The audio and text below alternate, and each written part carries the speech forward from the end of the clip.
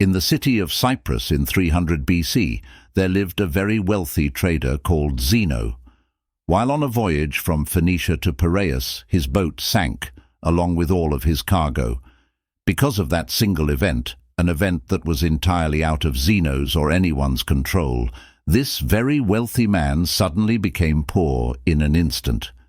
Imagine you were Zeno. How would you react to your entire life's work getting flushed down the drain by the sheer force of nature? What is the proper reaction? Would you be angry? Sad? Would you feel life has cheated you? For most of us, these would all be normal reactions, but not for Zeno, the father of Stoicism. One small change lasts an eternity, and one small reframing of your mindset can cascade into larger and more impactful changes later down the line. The core of Stoicism is the very definition of acceptance and indifference. After reading the works of Socrates and other great philosophers, Zeno created and taught Stoicism. According to Zeno, although we don't have much control over what happens to us, we do have control of how it affects us, and we must use this control to great effect. Rather than crying over spilled milk, or in this case, drowned goods, Zeno focused on maintaining his composure over the situation, remaining calm and neutral, despite his predicament. Today, people inadvertently view Stoics as people who cannot be broken, people who don't often linger to the emotional extremes, going through things like fits of rage or bouts of anxiety. But the original idea behind Stoicism was much more than that. Rather than just a way to describe people who are unemotional, Stoicism was a way to view, describe, and understand the world. It was a way of life, and that way of life has lasted for centuries. Stoic philosophy can be applied to situations today the same way it was applied thousands of years ago, and its benefits are just as impactful. Stoicism allows us to process these negative emotions from negative experiences and turn them into the thoughts that give us a unique perspective of the world. Perspective is everything, and everyone in the world has different experiences and thus different perspectives on things. Since the Stoics gathered, discussed, and taught philosophy in a public place, their general philosophy was widely known. They believed that Stoic principles could greatly benefit anyone and everyone, and so it didn't make sense for them to hide that knowledge behind the four walls of a school or of the palace courtyards. As a result, everyone from slave to emperor could learn and become a Stoic, and they did. Some of the world's most notable Stoics include Epictetus, which translates to acquired, as he was once owned as a slave, Seneca, who was a well-renowned statesman, and Marcus Aurelius, a Roman emperor, and one of the most powerful men to have ever lived. The early Stoics practiced what they preached, avoiding all forms of segregation and leading the fight against inequality. They even invented the word cosmopolitan, which literally means citizen of the world. When people hear that word now, we think of cities like New York, Toronto, Dubai, and London because of how diverse they are. This was the type of unity and togetherness that the Stoics preached. At the time of Stoicism's foundation, women weren't allowed to pursue philosophy, but Stoics disagreed with that completely. Marcius Rufus, Epictetus's teacher, once said, "It is not men alone who possess eagerness and a natural inclination towards virtue, but women also. Women are pleased no less than men by nobler and just deeds, and reject the opposite of such actions." Since that is so, why is it appropriate for men to seek out and examine how they might live well, that is, to practice philosophy, but not women? Even at a time when it wasn't popular, women were allowed to freely learn about Stoicism and become Stoics themselves. So why do so many people adopt Stoicism as a way of life? In a world full of unexpected turns of events, Our emotions can tend to get in the way of things. In reality, we don't really get sad because bad things happen to us. We get sad because unexpected bad things happen to us. Rain is a good thing. It helps to water our plants, provides water for livestock, and keeps the temperature cool and humid. But the truth is, when that dark cloud catches you outside without an umbrella, it's never a good experience. So why don't we start crying once it starts to rain? It's because although the situation is bad, we've learned to expect rain. It's something that is unavoidable. We can't control the weather, although it sucks the rain passes and the light returns. Stoicism teaches us that in the same way, we should expect that everything bad that can happen will happen. Picture the worst outcome and be content knowing it could happen. One of the Stoic exercises is known as voluntary discomfort, an exercise aimed at increasing feelings of gratitude. Sleep on the floor of your kitchen, taking cold showers when you normally take hot ones, eat nothing but potatoes for a few days, things like this. This exercise helps you to understand that no matter how hard it gets, you'll still survive and potentially thrive if your mindset is right. By being able to withstand these uncomfortable situations, we avoiding all prepare our mental for future misfortunes. With the current state of the world, where advertisements are constantly shoved down our throats, we're made to believe that if we don't have the next best thing, look a certain way, or make a certain amount of money, that we will never be happy. This message is important now more than ever. We enter the world not knowing much of anything. We grow up being taught things at home, in school, and by observing the world for ourselves. The thing is, a lot of times, all three of these sources of knowledge teach us in different ways. The question is, do we need to internalize all of this knowledge? If we do, we could unknowingly be setting unrealistic expectations for our lives, leaving us ultimately disappointed and unsatisfied in the end. That's no way to live. We should instead focus on improving ourselves, for ourselves. We should do things for ourselves and only for that reason. Attaching any external hope or secondary attachments to the actions we take almost always lead to disappointment. Most of the time, we end up trying to fill that emptiness with external things, blowing all your money on a fancy car, a house, or even starting a family.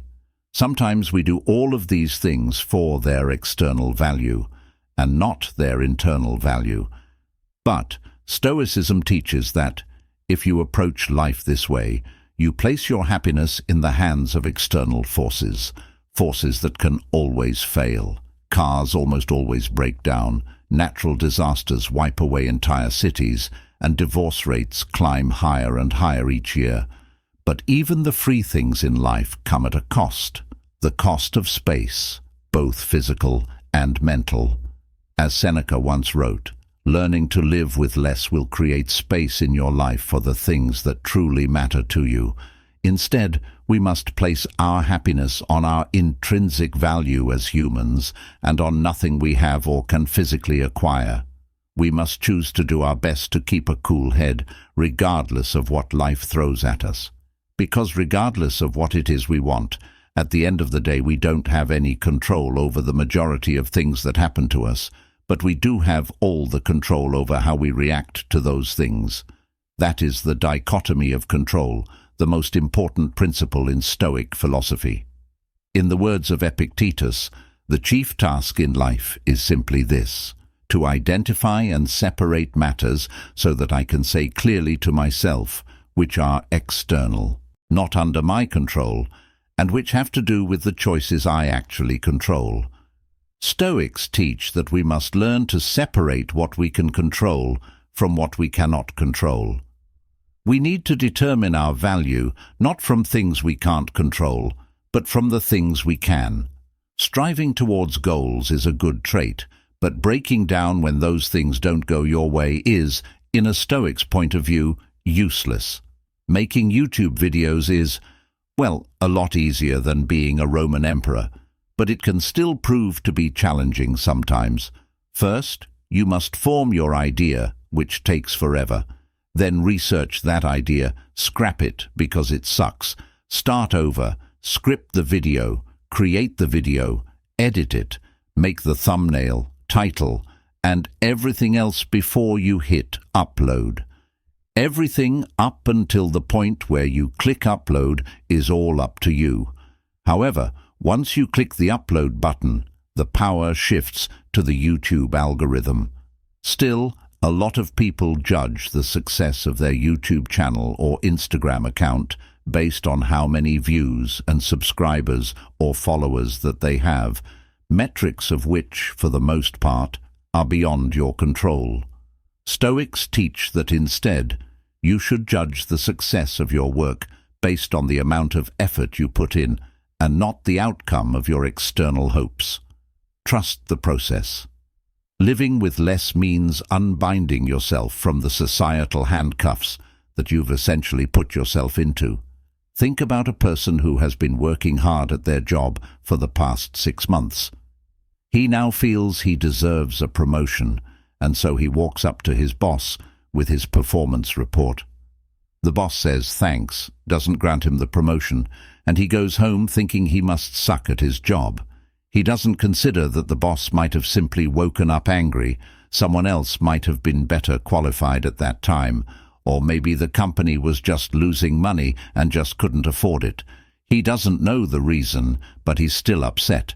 If he simply placed his value on the quality of the performance report he turned in, kept doing what he was doing to earn the promotion he wanted, he could have been much happier overall.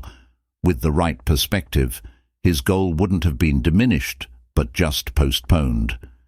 It's this reframing of your mindset that is crucial. A true Stoic does not view their successes based on the financial gain of their ventures, but is comforted by the fact that they can live a comfortable life without all the things money can buy. There are the 4 main virtues of Stoicism: wisdom, courage, temperance, and justice. Wisdom is being able to separate between what is internal and what is external, and the ability to choose our reaction to the things that happen to us. As Viktor Frankl said, between stimulus and response there is a space. In that space is our power to choose our response. Courage, 2 words: persist and resist.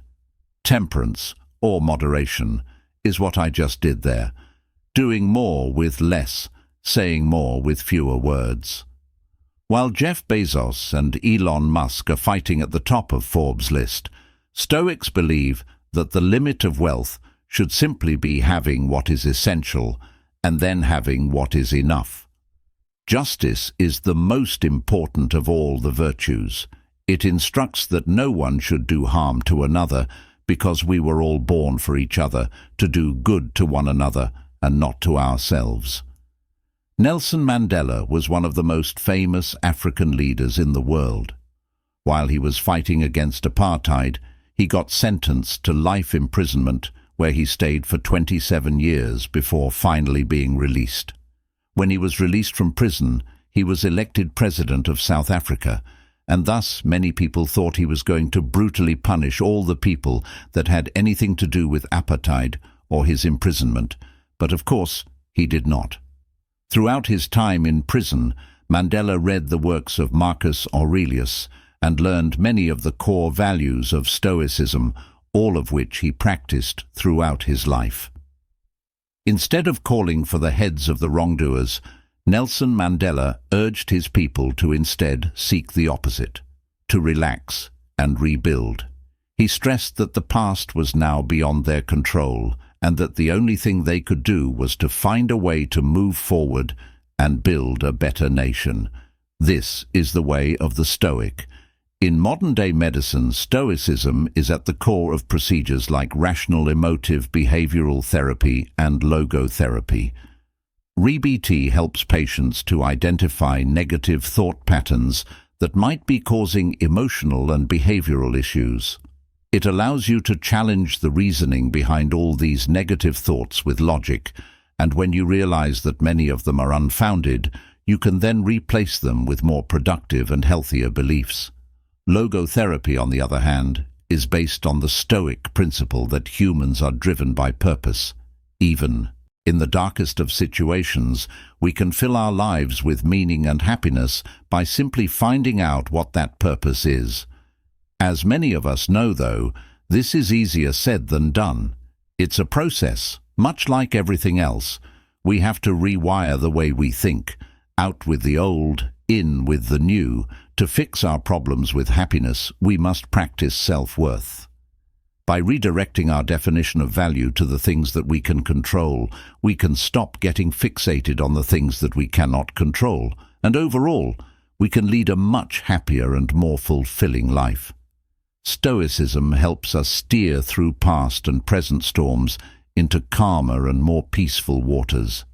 And if our ship sinks and we all drown, we can take peace in the fact that we lived a good life, albeit not as long as we had hoped. Because remember, everything has an end.